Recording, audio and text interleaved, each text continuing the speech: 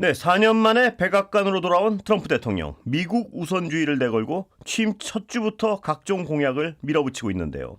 관련 내용 미국 정치 전문가와 이야기 나눠보겠습니다. 하상응 서강대 정치외교학과 교수 모셨습니다. 안녕하세요. 안녕하십니까? 예, 교수님은 그 정치외교학과 정치학자시죠? 네. 예, 경실련에서도 일하고 계시고요. 예, 그렇습니다. 예, 일단 국내 정치 좀 여쭤보겠습니다. 예, 지금 초유의 사태 하나하나 벌어지는 일마다 다 초유의 사태인데요. 지금 대통령의 구속 기소까지 이루어졌고요. 어떻게 보십니까? 이 전반적인 과정을 좀 총평 좀 해주시죠.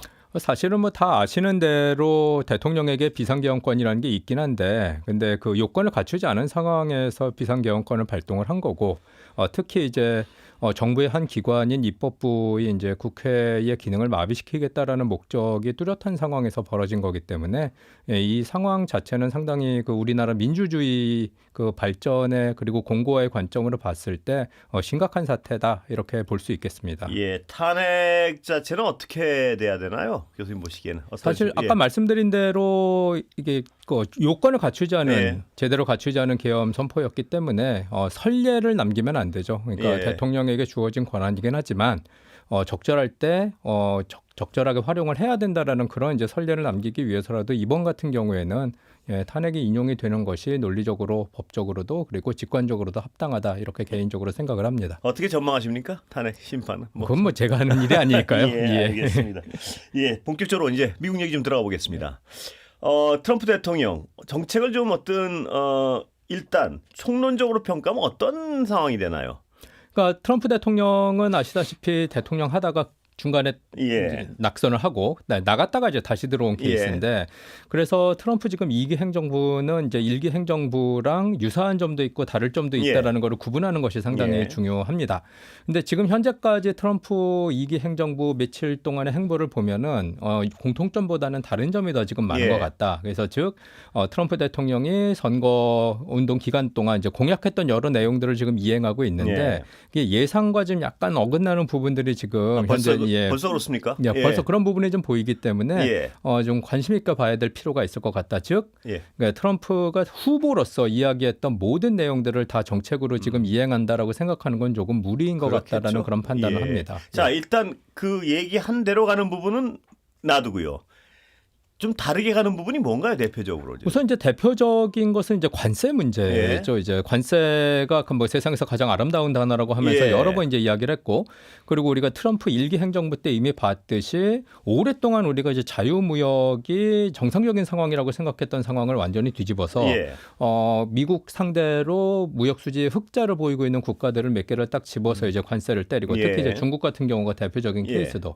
그래서 이제 상당히 많은 양의 그런 이제 그 관세 그 정책들을 이제 만들어 가지고 그것을 실행에 옮길 거라고 약속을 했는데 막상 뚜껑을 열고 보니까 현재까지는 트럼프가 약속했던 그런 강한 관세 정책은 보이지 않는다. 아, 그렇습니까? 그래서 뭐 멕시코, 캐나다 이것도 뭐 2월서부터 하겠다라고 이야기를 한 거고, 그리고 오늘도 이제 콜롬비아 상대로 관세 물리겠다고 했다가 지금 다시 또 협상에서 철회하는 방향으로 가고 있고, 그리고 60% 이상 관세를 때리겠다라고 이제 중국에 대해서 이야기를 했는데 그것도 2월서부터 10%로 지금 시작을 하는 거기 때문에 물론 나중에 이제 관세를 조금 더 올리거나 이런 일이 벌어질 가능성도 없지는 않지만 본인이 선거운동 때 약속한 거에 비해서 지금 현재 상황에서는 그 정도의 강한 수준의 관세 정책은 아직 보이지 않는다. 뭐 이런 부분은 조금 관심 있게 봐야 될 지점일 것 같습니다. 그렇다면 교수님 보시기엔 이 어떤 방향성이 선거 때는 좀 세게 얘기했다가 국제정치의 현실을 받아들이는 개념인가요? 아니면 들어와서 약간 진짜 정책을 수정하는 개념인가요?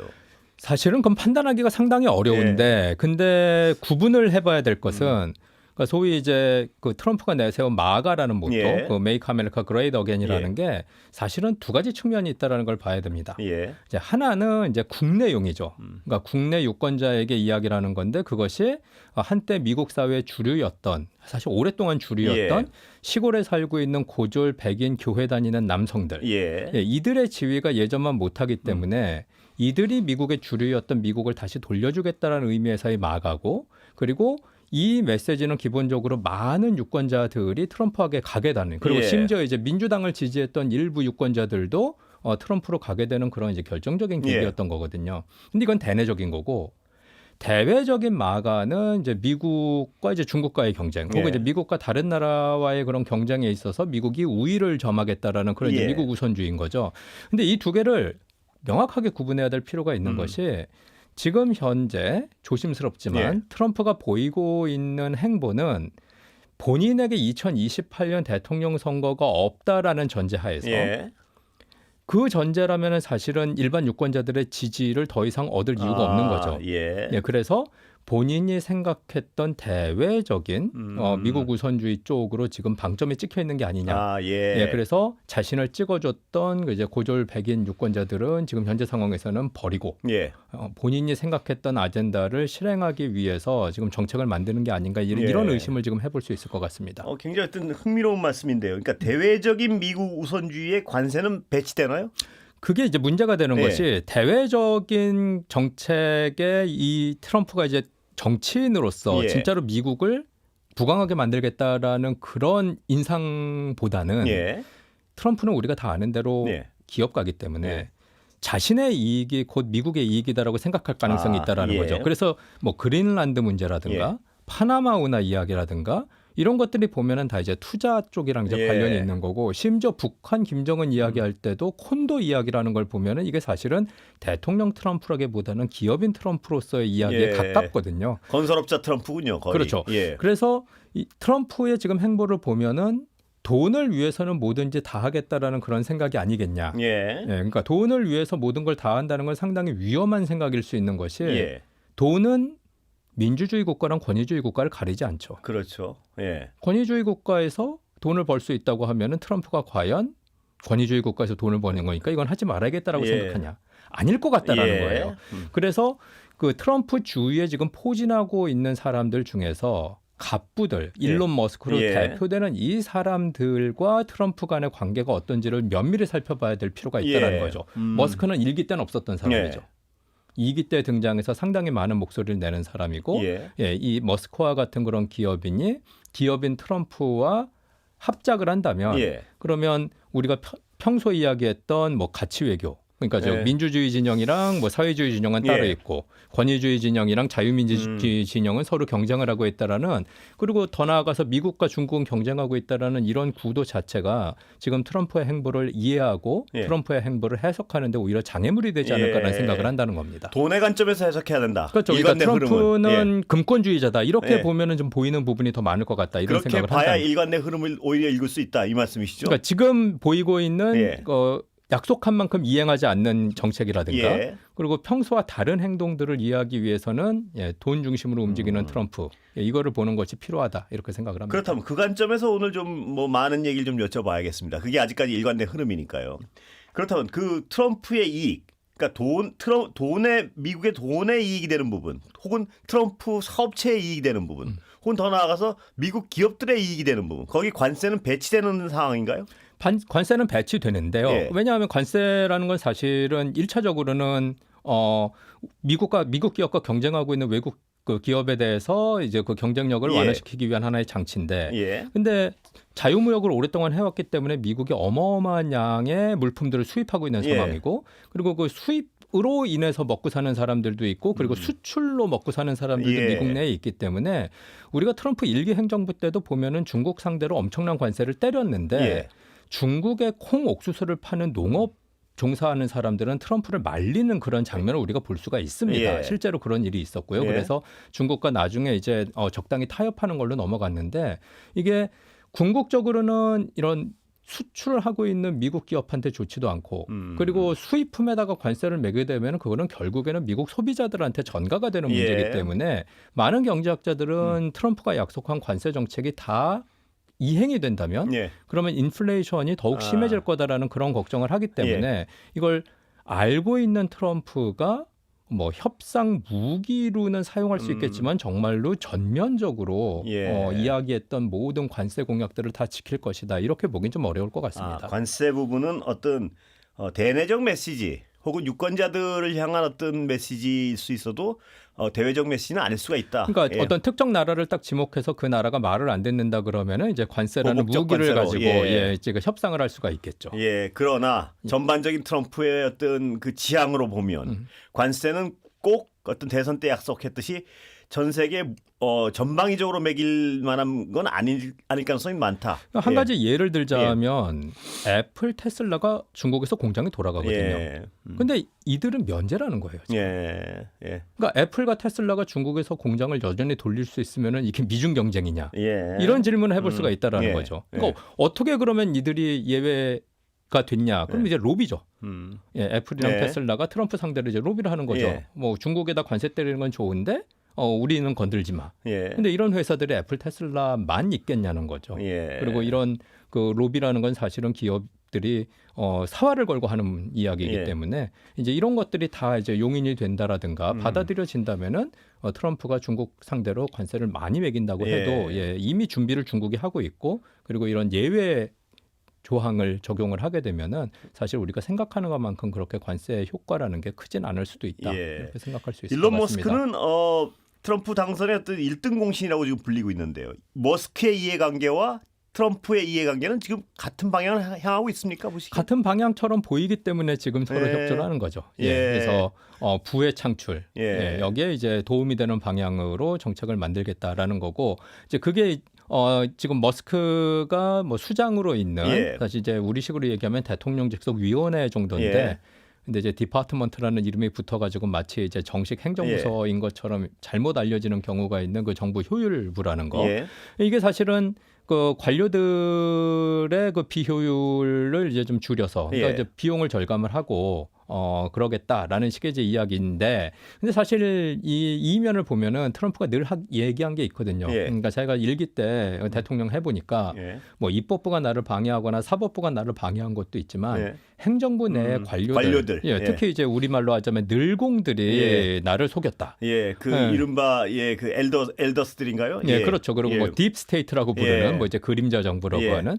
그래서 관료 개혁에 대한 그런 의지가 상당히 강했던 게 트럼프거든요. 근데 이제 일론 머스크를 이제 소위 얘기하는 정부 효율부의 수장으로 앉혀가지고 그 관료 개편을 하겠다, 비효율을 없애겠다라고 이야기하는 건 사실은 관료 숙청의 연장선상에 있는 이야기라고 보는 게 맞을 것 같습니다. 그런데 그 머스크 등 이 IT 거대 기업들과 그 다음에 또 트럼프가 어떤 측근에 데리고 있던 이른바 어떤 마가의 극우적인 성향 가진 정치인들과 이해관계가 좀 동일하지 않는 부분이 있는 거 아닌가요? 아까 말씀드린 바로 그 부분입니다. 그러니까 동일하지 않습니다. 그러니까 그러니까 트럼프가 이야기했던 마가라는 것은 대내적인 메시지가 있고 이제 대외적인 메시지가 있는데, 근데 지금 일론 머스크를 비롯한 소위 백만장자들은 트럼프 주위에 붙어가지고 좀 더 이제 부를 창출하는 식의 이제 마가를 추진하는 거고, 그리고 극우라고 우리가 부를 수 있는 미국 내의 이제 정치인들은 국내 메시지에 초점을 맞춘 마가겠죠. 그래서 좋은 예로 하나 이제 최근에 있었던 것이 이 국내용 마가 이 극우 세력들은 트럼프를 지지한 여러 가지 이유 중에 하나가 강력한 이민자 문제예요. 이민자 문제죠. 그러니까 불법 이민자들을 뭐 색출해서 쫓아를 내고 그리고 국경을 닫겠다. 여기 이유는 뭐냐면은 미국이 지금 점점 덜 백인스러운 사회로 지금 바뀌고 있는데 그 이제 백인의 미국으로 다시 돌려주겠다. 이게 이제 마가인 거죠. 그래서 이 맥락에서 이제 트럼프를 지지를 하는데 이제 이 맥락에서 보자면은 소위 그 H-1B라고 하는 그러니까 다른 나라에서 미국으로 와서 공부를 하고 그리고 거기서 이제 자리를 잡는 그런 기술 수준이 높고 이제 교육 수준이 높은 이민자들도 받지 말아야 돼요. 왜냐하면 그런 H-1B의 수혜자들은 뭐 다양하겠지만 뭐 쉽게 얘기해서 인도, 중국, 한국에서 가는 이제 이공계형 이제 고급 인력들이 유학 가고 거기서 박사학위 취득하고 거기에 이제 취직을 하는 거거든요. 그래서 H-1B를 유지하거나 혹은 H-1B를 우리가 늘리자라는 게 일론 머스크를 비롯한 이제 백만장자들의 입장이죠. 왜냐하면 자기의 부에 도움이 되니까. 근데 이 극우 세력들은 이거는 인도, 한국, 중국 사람들이 오는 건데 이건 못 받아라고 해서 이제 크게 충돌을 했는데 근데 지금 현재 상황에는 트럼프가 머스크의 손을 들어줬다라는 게 지금 알려져 있는 상황입니다. 그래서 요 갈등이 이제 트럼프 4년 2기 행정부의 향방을 결정을 하는데 그 가장 중요한 부분이 되지 않을까 이렇게 생각합니다. 아직까지 돈의 손을 들어주고 있군요. 그러니까. 네, 그렇습니다. 자, 그렇다면 우리한테 중요한 건 그 돈의 입장에서, 돈의 관점에서 볼 때 우리 기업들은 어떻게 되나요? 보시기에. 그러니까 우리 기업들도 네. 이미 아까 말씀드린 대로 기업들은 사활을 걸고 지금 예. 임하기 때문에 예. 우리 기업들이 좀 다방면에서 이제 로비를 하고 있고 예. 그리고 이제 바이든 행정부 때 특히 이제 IRA나 이런 이제 여러 가지 이제 그 행보 때문에 예. 뭐 피해를 입었던가 아니면 이제 좀 충격을 받은 것이 있기 때문에 지금 우리나라 기업들은 그 트럼프 발 리스크를 관리하기 위해서 상당히 열심히 일을 하고 있는 걸로 그렇게 알고 있습니다. 예. 그리고 우리에게 직접적으로 뭐 관세가 이제 부과가 된다라든가 그리고 이제 바이든 행정부 때 취했던 뭐 IRA니 칩스 액트니 이런 예. 것들 때문에 이제 생길 수 있는 뭐 이제 그 보조금 문제 예. 뭐 이런 것들을 트럼프가 이제 건들지 않기 위해서 건들지 말라고 지금 노력을 하는 예. 건데요. 뭐 대표적으로 IRA 같은 경우에는 많은 분들이 우려는 하지만 예. 이게 IRA라는 게 정식으로 연방의회를 통과한 법이기 때문에 정식으로 연방의회를 통과한 법은 완전히 폐기를 하려면 정식으로 연방의회에서 이걸 폐기한다는 법을 통과시켜야 됩니다. 예. 근데 이럴 가능성은 거의 없고 예. 그리고 IRA 때문에 사실 수혜를 보고 있는 지역들이 있죠. 그러니까 예. 우리나라에서 뭐 공장 지어주고 이런 이제 예. 지역들 보면은 그 지역의 지역구 국회의원들이 대부분 다 공화당 소속입니다. 예. 예, 그렇기 때문에 우려한 것만큼 그렇게 큰 충격이 있을 것 같지는 않지만 네. 뭐 그래도 트럼프는 이제 친환경 산업에 대해서는 기본적으로 부정적인 예. 입장을 갖고 있는 사람이기 때문에 그러니까 행정부 차원에서 입법부랑 별개로 진행할 수 있는 뭐 미세한 조치 같은 것들은 취할 수 있다라는 그 정도의 가능성만 좀 열어놓고 대처를 하는 것이 필요하지 않을까 생각을 합니다. 그러나 교수님 지금 설명하신 걸 들어보면 큰 어떤 흐름에 있어서는 크게 우려할 만한 건 아니다 이렇게 들리기도 하는데요. 맞습니까 그런 게? 지금 어떤 현재 상황에서는 예. 트럼프 선거운동 기간에 걱정한 만큼은 것만큼은 아니다. 지금 상황은 그리고 그 기업들도 정도는 아니다. 꽤 적응해 나갈 것이다. 그런 저는 상황에서. 그렇게 생각을 합니다. 자, 그럼 또 중요한 게요. 우리 북한 문제는 돈의 관점에서 어떻게 풀려나갑니까? 그게 이제 문제인데요. 예. 이게 지금 트럼프가 자꾸 얘기를 하죠. 김정은 다시 만나고 그렇습니다. 뭐 원산 일대 뭐 뭐 친하다 콘도 뭐 얘기하고 얘기도 친하다 하고, 예. 얘기하고 이제 이게 이제 문제인데 예. 이게 이제 정말로 이제 돈의 관점으로 보자면 아까 말씀드린 대로 돈은 권위주의 국가, 민주주의 국가를 그렇습니다. 가리지 않기 예. 때문에 정말로 기업인 트럼프로서 북한을 상대를 한다라고 그러면 예. 이런 교환이 가능할 수 예. 있을 것 같아요. 그러니까 북한 너는 ICBM만 만들지 마. 핵은 존재적 사실로서 인정할 테니까. 이미 말을 여러 예. 번 했죠. 예, 국방부 장관도 했고. 예, 그렇지만 대륙간 탄도탄은 쏘지 말고 어떤 그건 한도만 지켜주면 미국만 건드리지 말면 미국- 여기서 무슨 일을 하건 상관이 없다라는 식으로 이야기하면서 딜을 할 가능성도 배제를 못한다는 게 이게 예. 위험한 거죠. 예 위험하면서 동시에 근데 어쩔 수 없는 현실적 기회일 수도 있는 거 아닌가요? 어떻습니까? 근데 만약에 그런 식으로 예. 그 북한을 실질적으로 핵 국가로 인정을 하게 된다면 우리도 문제고 일본도 문제고 예. 예. 그런 문제고 그럼 이제 요구를 해야 되는 게 그럼 옛날에 나갔던 전술핵을 다시 여기다 배치를 예. 시켜달라. 혹은 예. 가끔씩 이야기 나오는 거지만은 뭐 우리나라도 자체적으로 핵무장을 하겠다라고 이야기를 하면 예. 그러면 문제가 핵 도미노 그럴 수도 있고요. 예. 그다음에 1차적으로는 이것도 돈 문제. 트럼프가 예. 돈의 관점에서 생각을 한다면 전술핵 무기를 재배치해? 그러면 네가 돈 다 내. 막대한 방위비. 예, 뭐 이런 식으로 이제 나올 수도 있고. 예. 그다음에 자체 핵무장을 하겠다. 그러면은 의외로 순순히 해. 그렇게 나올 수도 미국 있고요. 돈이 안 들잖아요. 이렇게 나올 가능성도 배제를 못하는 상황이 아닌가. 예. 그러니까 여기까지는 우리가 시나리오로 생각을 하고서는 대처를 해야 되는 게 아닌가 이런 생각을 해봅니다. 자, 그러니까 만만한 그건, 문제가 예, 아니죠. 만만한 문제 아니고 굉장히 위험스러운 상황일 수도 있는데 그러나 북한과 어떤 협상이 이루어지면 돈의 관점에서요. 북한의 신속한 개방화 뭐 이런 것도 또 기대해 볼 만한 구석이 있는 건 맞는 거 아닌가요? 그거는 북한의 문제죠. 예. 예, 과연 그렇게 할 것인가. 예. 북한도 근데 예를 들어서 미국의 입장에서 핵을 어느 정도 용인하고 그다음 북한을 열어서 거기 어떤 돈의 관점에 접근한다면 북한도 손해 볼 게 없는 상황 아닌가요? 북한 입장에서야 그런데 예. 우리나라랑 일본이랑 그 주위 나라 입장으로 봤을 때는 핵무기를 갖고 있는 북한이 개방이 된다? 예. 그걸 어떻게 반기겠습니까? 예. 근데 북한 입장에서는 적극적으로 나설 가능성에 대해서 여쭤보는 건데. 북한 입장에서요. 예, 예. 그건 뭐 이제 김정은 본인의 생각에 따른 거겠지만은 예. 그렇다고 해서 적극적으로 개방을 할 것이냐? 예. 그러니까 즉 뭐 북한 일반 사람들에게까지 영향을 줄 만큼 그런 식으로 개방을 할 거냐? 대내적 이건 우리가 불안감 때문에. 이미 봐왔던 것처럼 거기까지는 절대 가지는 않겠죠. 거기도 정권 유지가 일차적인 목표인 상황이기 그렇겠죠. 때문에. 예. 네. 체제 불안정성 때문에 예. 쉽게 열진 또 못할 것이다. 그 중간 어딘가의 가능성이 높겠군요. 그러니까 보시기에. 지금 현재 상황으로는 그런 것 같습니다. 예. 하지만 생각하는 것보다 북한 문제라는 게 사실 외교 정책의 우선순위에서는 상당히 많이 밀려 있는데 객관적으로 보면은 왜냐하면 뭐 우크라이나도 있고 그렇죠. 뭐 이제 중동 문제도 있고 중국 문제도 있고 이러니까 근데 만약에 이제 트럼프 대통령이 뭔가 자기의 유산을 남기고 싶다라는 그런 측면으로 봤을 때는 생각보다 빨리 요즘 나오는 것처럼 김정은을 만나서 뭘 해보려고 하지 않을까 이런 생각도 해봅니다. 근데 이건 상당히 우려되는 지점입니다. 중국은 실용주의적 관점에서 접근하게 될까요? 다시 적대주의를 좀 버리고? 지금 현재 상황으로는 그렇게 보이기 때문에 많은 사람들이 지금 의아하게 생각을 하고 있는 거죠. 이제 정면 승부를 하는 것이 아니라 돈의 관점에서 그게 오히려 이해가 쉬운 부분이군요. 그러니까. 그래서 돈의 관점으로 봤을 때 또 한 가지 궁금한 점은 과연 트럼프가 중국을 안보 위협으로 생각을 하냐. 이 부분도 사실은 지목을 해봐야 될 부분입니다. 왜냐하면 바이든 같은 경우에는 중국을 분명히 군사 안보적인 위협으로 생각을 했거든요. 근데 트럼프가 지금 보이고 있는 행보 대표적으로 그러니까 틱톡 규제에 반대를 하는 지금 입장을 보이는데 근데 이것도 많이 바뀌었거든요. 그러니까 트럼프 일기 때 본인 입으로 틱톡은 국가 안보에 위협이 되니까는 규제를 해야 된다고 했다가 바이든 행정부 때 연방의회가 움직여갖고 틱톡을 금지시키는 법을 통과시키려고 하니까는 장외에 있는 트럼프가 하지 말라고 그러면서 틱톡보다 더 위험한 게 메타다. 페이스북이 더 무섭다. 이런 얘기를 했어요. 근데 이제 바이든 때 연방의회에서 정식으로 통과를 시키고 그리고 바이든이 사인해서 틱톡 금지를 하고 이게 소송이 걸려가지고 연방대법원까지 갔는데 연방대법원도 틱톡은 금지해야 된다라는 것까지 나오고 트럼프가 지금 들어왔는데 트럼프는 그 상황에서 75일 동안 틱톡 규제를 잠시 유예를 한다라는 식으로 나오는 거거든요. 그러니까 유하게 나오는군요. 그러니까 이거는 정말 이해를 할 수 없는 일인 게 정말로 원래 트럼프가 이야기했던 것처럼 틱톡을 통해서 뭐 일반 미국인들의 개인 정보가 중국으로 간다. 이런 안보 위협이다라고 생각을 한 그 입장이 왜 바뀌었냐? 결국은 중국에 대해서 대리적 관점보다는 돈의 관점에서 접근할 가능성도 얼마든지 있다 이렇게 시사하는 거라고 보면 되겠군요. 이번 틱톡 금지 관련된 유해 행정명령은 그런 관점에서 볼 수밖에 없다. 저는 그렇게 생각을 합니다. 시간이 벌써 뭐 다 돼가는 것 같은데요.